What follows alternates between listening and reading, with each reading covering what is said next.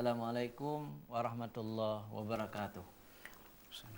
Alhamdulillahirabbil alamin wassalatu wassalamu ala sayyidina Muhammad wa ala alihi wa sahbihi ajma'in. Ayyuhal musyahidun al-kiram, istami'u min fadlikum. Puji syukur kita panjatkan kehadirat Allah pencipta semesta alam. Selawat dan salam kepada junjungan kita Nabi besar Muhammad sallallahu alaihi wasallam beserta keluarga dan sahabat beliau sekalian. Pemirsa JTV yang dirahmati Allah, kita bertemu kembali dalam program Ustaz Menjawab hari Sabtu, hari Ahad yang baik ini. Alhamdulillah di studio telah hadir narasumber guru kita Ustaz Safaini MA. Assalamualaikum Ustaz. Waalaikumsalam warahmatullahi wabarakatuh. Alhamdulillah.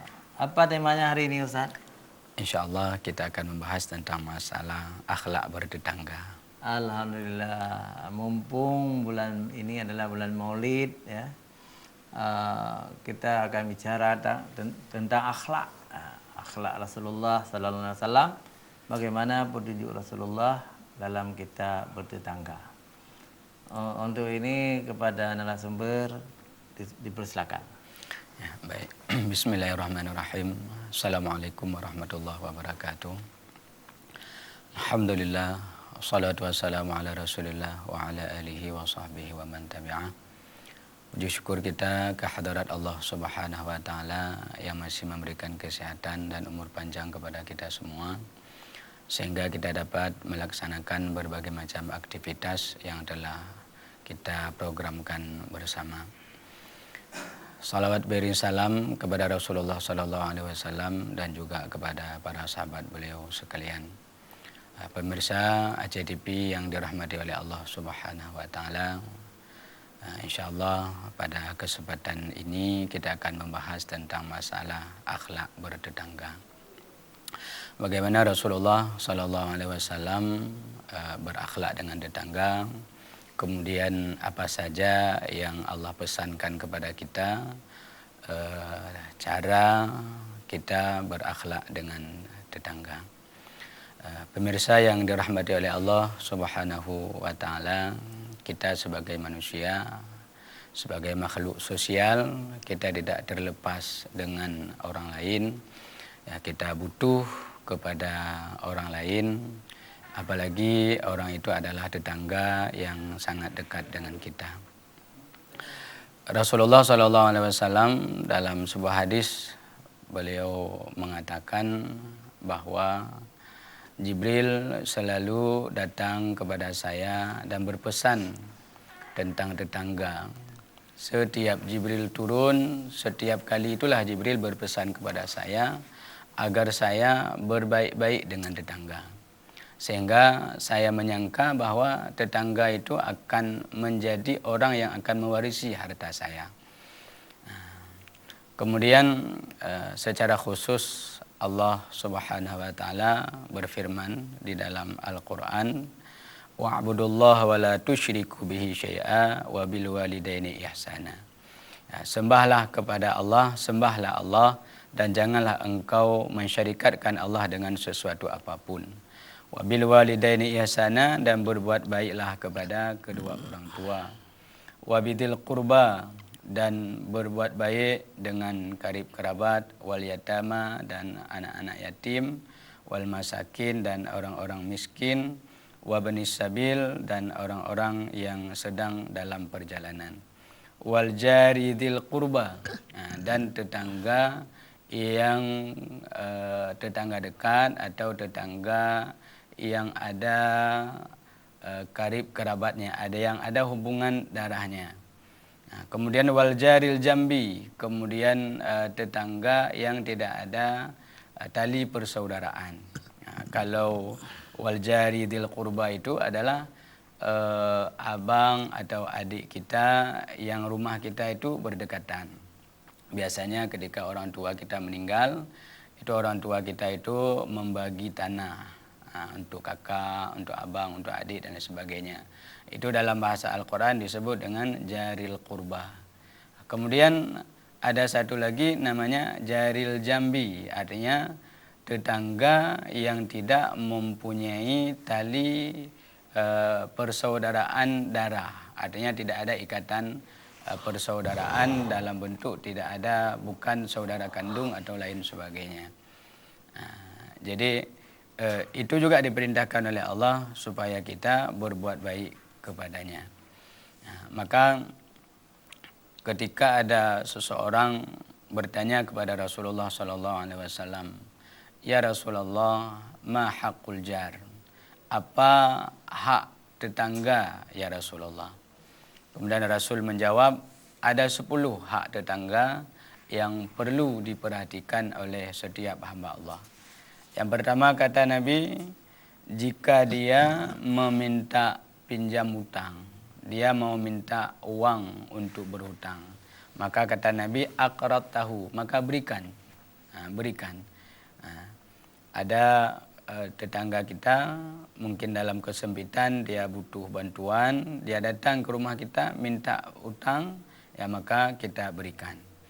Yang kedua kata Nabi, wa inda'ata ajab tahu, kalau dia mengundangmu, ada acara di rumah dia, ajab tahu, maka penuhi undangannya. Kemudian yang ketiga kata Nabi, wa immarida tahu, kalau seandainya tetanggamu sakit, maka jenguklah dia, datang lihat dia. Kemudian yang keempat kata Nabi, wa inista'ana bika a'antahu, kalau seandainya dia minta bantuanmu, dia minta pertolongan darimu, dia minta bantuan, maka bantulah kata Nabi.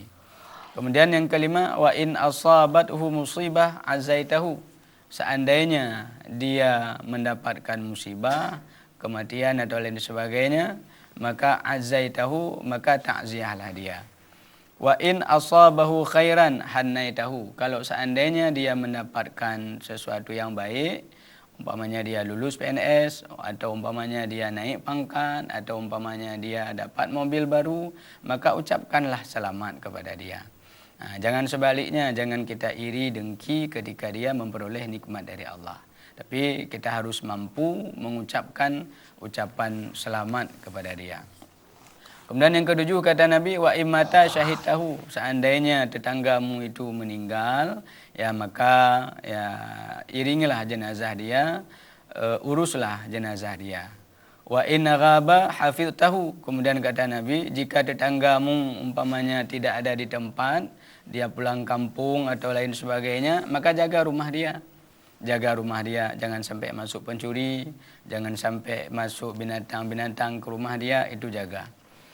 Kemudian kata Nabi yang ke-9, wala tu'dhihi biqitari qadrika illa an tuhdiya ilaih. Kemudian kalau seandainya engkau memasak sesuatu, maka jangan engkau sakiti bau masakan itu. Artinya jangan engkau sakiti tetangga dengan bau makanan yang ada di rumahmu. Illa an tuhdiya ilaih, kecuali engkau memberikan kepadanya. Artinya kalau seandainya ini umpamanya musim durian, ya, durian itu kan luar biasa baunya, luar biasa. Jadi sehingga ada tetangga udah lama dia pingin tapi belum sanggup beli umpamanya, karena tetangga kita kan macam-macam, ada tetangga kaya, ada tetangga miskin, ada tetangga yang sangat miskin. Maka kalau ada yang model bau-bau seperti itu, maka berikan. Atau umpamanya ketika dia datang ke rumah kita tadi, dia ada melihat kita memasak kuah plik umpamanya. Dia ingin sekali, maka berikan sedikit. Atau di rumah kita ada buah jambu umpamanya, dia lihat buah jambu kita. Di depan rumah kita ada buah mamplam umpamanya, buah mangga, maka berikan sedikit kepada tetangga itu. Artinya jangan sampai tetangga kita itu merasa sedih karena kita tidak memberikan sesuatu kepadanya. Kemudian yang ke-10 kata Nabi, ala tutila bina'aka alaih illa bi tibatin min nafsihi. Ini yang sangat jarang mungkin. Jangan engkau tinggikan rumahmu kecuali minta izin kepadanya. Atau bahasa lain, kalau kita buat rumah besar-besar atau kita buat rumah kita tinggi-tinggi, maka ya usahakanlah tetangga kita itu tidak merasa terpinggirkan atau tidak merasa ya berperasaan yang lain, maka tidak ada masalah kita buat rumah tinggi, nggak ada masalah. Tapi ya dengan tetangga kita juga harus lebih baik. Ya, jangan tetangga kita agak miskin, kemudian kita buat pagarnya tinggi-tinggi, sehingga antara kita dengan tetangga itu tidak ada komunikasi lagi. Jangan sampai seperti itu. Nah, bukan berarti tidak boleh kita buat pagar, bukan, itu untuk pengamanan rumah kita, nggak ada masalah. Tapi dalam artian menurut hadis Nabi, bi tibatim min nafsihi. Makna tibatim min nafsihi artinya baik hati dia itu kalau dia melihat, artinya tidak marah lah dalam bahasa lain. Ada sebagian orang buat rumah besar tapi ya rumah tetangganya itu hilang. Nah, artinya tidak baiklah dalam pandangan agama. Paling tidak ya kita minta izin. Bahkan kalau kita mau ketok paku saja di dinding yang bersebelahan dengan tetangga, kita harus minta izin itu. Nah, jangan ribut, mengganggu tetangga, kemudian jangan sampai tetangga tidak bisa tidur gara-gara kita. Ya, suara musiknya luar biasa, atau bahkan mungkin ya suara-suara yang bisa mengganggu tetangga kita. Nah, jadi demikian yang diajarkan oleh Rasulullah SAW. Masya Allah. Inilah Islam. Kadang-kadang realitanya di zaman modern ini, ya, jadi akhlak Islam itu, akhlak dari Rasulullah ini sudah ditinggalkan oleh umat. Banyak orang menyewa rumah menjadi tetangga kita, tetapi kita tidak ada artinya bagi orang itu. Tidak mau berkenalan dengan kita, jadi hidup terlalu individualistik, nafsi-nafsi.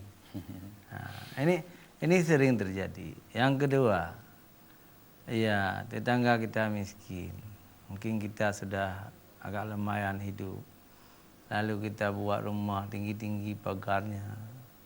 Jadi seperti yang dikatakan oleh Ustadz tadi, banyak terjadi tidak harmonis antara kita dengan tetangga. Padahal petunjuk Rasulullah kita harus harmonis dengan mereka. Jadi ada juga sesuatu yang kita salut di Aceh Besar ini ya. Di Aceh Besar ini orang membuat rumah dalam satu pulau atau satu kampung tanpa pagar. Di situ ada kakeknya, abangnya, iparnya, tetangganya.